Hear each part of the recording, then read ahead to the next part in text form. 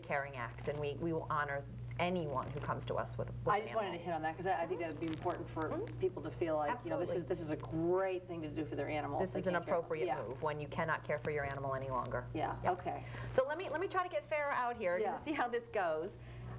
She's very sweet, but she's never been in a studio before. Sweetie, you want to come out and say hi, or do you want to stay in your cage? All right, I'm off. We did have, I'd say, a dramatic increase in the surrender requests last year for both cats and dogs because of the economy, because of foreclosures in the area. But then it sounds like you were able to record adopting as well. Some animals, some cats particularly, were coming in, were going out, adopting as fast as they were coming in. That's great. Oh, she looks sort of, is she calico? A little, not.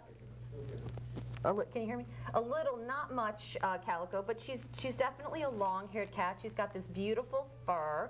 We got it under control in terms of the matting, so she looks great. Wow, I mean, quite frankly, really thick fur. She's got beautiful thick fur, and you can imagine an animal that's this calm in a completely foreign environment with lights on and people around that she doesn't know. This is a sweetie pie. This is a lap cat that just wants to go home with you. Oh my gosh, is she purring? She's purring. I can hear her. She's purring. She's happy. She's on the lap. So cute. She's warm. She's, you know, I gave her some treats. She looks very healthy. I mean, she's really a big cat. Like, how many, what do you think? She's like 30, 40 pounds? She's big, no? Yeah, she's practically a horse. We'll throw a saddle on her. She looks big. She probably weighs 12 pounds. Oh, she looks bigger than she's got all this hair. She's got all this fluff. She's probably part Maine Coon, which is a beautiful breed of long-haired cat, but she's real happy. And it's also one of the larger size breeds of cats. Okay, because I'm like, wow. Yeah, she's real happy. So that's amazing that she's purring. Oh, she's definitely excited to be here. And so we have about 75 cats at the shelter at any one time, but that isn't our entire cat population because we try to use a network of foster homes for animals that have special needs or young animals, particularly kittens and puppies. The shelter environment is not the best environment for them, and so a foster home. So if you get one, then you'll tap one of your foster families and have them come and take the cat, just so the cat doesn't stay in the shelter. Exactly, especially if the cat is particularly timid and needs to be worked with, or a dog that has a medical issue, for example, that wouldn't be able to have the attention because there isn't somebody in the building at all times. Yeah. Then if a dog just had surgery and we need to have them recuperate someplace particular, then a foster home is our best option. So we're always looking for foster homes. Okay, great. Would you like to meet Lucy? Yes.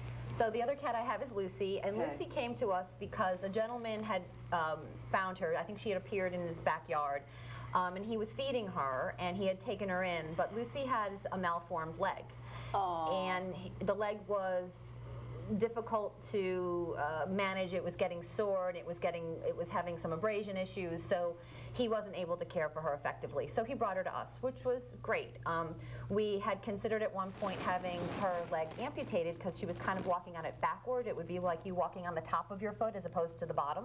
Oh, that's interesting. Yeah, so we brought her to the vet, and the vet, it was in the process of examining her, realized that part of the reason she was walking incorrectly was because she had a pin about yay big in her leg. She had obviously at one point been an owned cat that must have suffered a break from some means, we don't know how, and it was taken to a vet, and the leg was pinned, and the vet pulled the pin out. And so now what we're trying to assess is whether or not she actually needs to continue to have a treatment, or if she can be the way she is, walking a bit funny but fine, or eventually possibly the leg would need to be amputated. So that's interesting. So clearly she was cared for well in some capacity for somebody to repair her leg.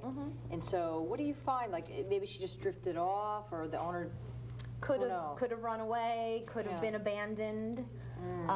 You know, anything. We hear all kinds of stories around abandonment. I see her eyes looking out. She's looking out. Yeah, she was just peering out. Let's see if she'll come on out and say hello. Come on out, Luce. Oh. I don't know where she's going to go. We do have an in-house clinic in the shelter that when our animals come in, they are examined initially we can treat many things, but in a case like Lucy, with the legs, she needed x-rays, and she went outside to an external vet. And the vet that she actually went to was very generous to us, and they give us a very nice discount.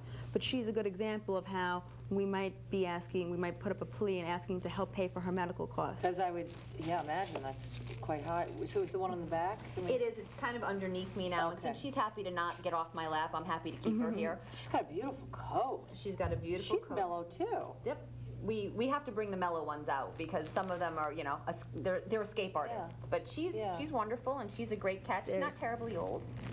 There's Daisy, who's my favorite Yeah. cat. Yeah. And we have most of our cats are in a community room, so they're loose and free at most times. And Daisy, every time you would open the door coming in from one of our other rooms, she tries to dart out just to say hi, to say, hey, I'm here. Checking things out. Checking things But out. her coat looks particularly clean to me. Well, the cats are great groomers, and Yeah. she's great at grooming herself. Since she doesn't have any health issues, there would be no reason that her coat wouldn't be beautiful, and it is.